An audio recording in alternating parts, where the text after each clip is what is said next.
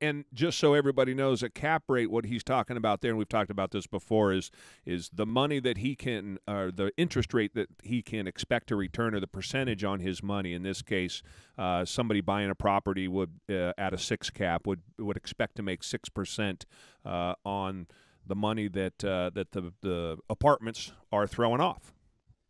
And from that, they derive that from your net operating income, which is essentially how much cash you're generating. So the key factors in doing real estate due diligence was one of the questions that you put down, and I'm real curious. How do you what your answer is to that question? How do you get started to underwrite that deal?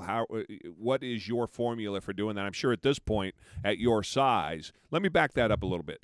Let me ask you, how'd you do your first one, and then let's talk about how you do it today and what have you learned along the way? Look, the biggest challenge that we face as a company is growing out of being a mom and pop.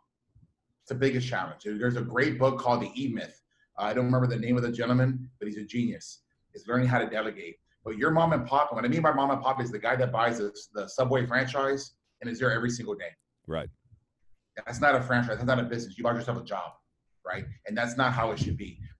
Growing as you start this business, you will do everything.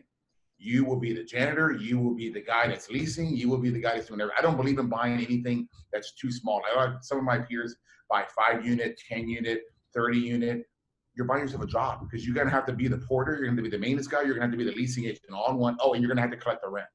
Anything 40 units and bigger allows you to have a staff. That's number one. 80 units to 100 units allows you to have 2 people.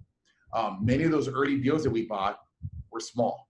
They were a 100-unit deal because I didn't believe in myself. Now, if you remember with the story that I told you earlier, I ran 2,000 units on 10 properties.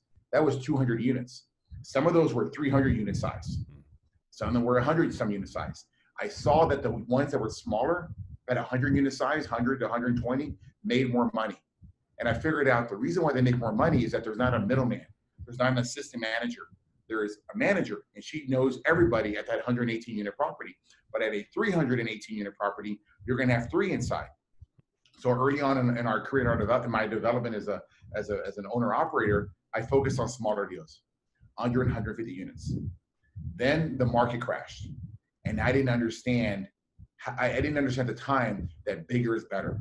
I bought a 51-unit Class A property in 2014. Oil was $100 a barrel when I was doing my underwriting. When I closed, it was $60 a barrel. By Christmas of that year, it was $30 a barrel. You remember this in 2014? Yeah, absolutely. Oil was cheap. Right. Well, in Houston, Texas, which is, there's a lot of stools on the leg, and there's a lot of legs on the stool in Houston, medical, port and shipping, but one of them is oil and gas. Those oil and gas jobs dried up. And I thought that when I bought this 51-unit Class A, I was going to dip my toe into the Class A market with the same business model that I had acquired before. Smaller, I can control it.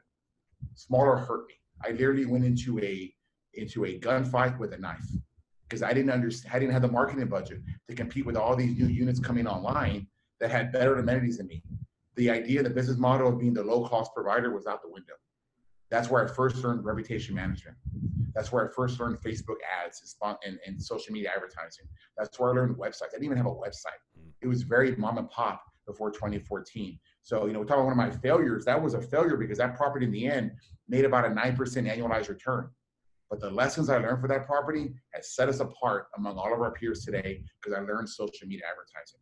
I learned how to stay afloat. I learned how to separate myself from the noise. And if I hadn't learned those lessons in 2014, then I would have had a problem. But going to that, bigger is better.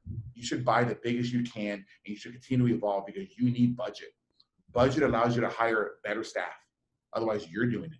And I did. In those early deals, I was the smartest guy in the room. I had to go and figure out the problem came to me to figure out because I didn't have the income to get somebody that was worth more. Right. I didn't have the income coming in, the rental income. I realized as I got into 200 and 300 unit properties, I wasn't paying $40,000 a year for a person. I was paying $60, $65, $70, $80,000 a year for somebody.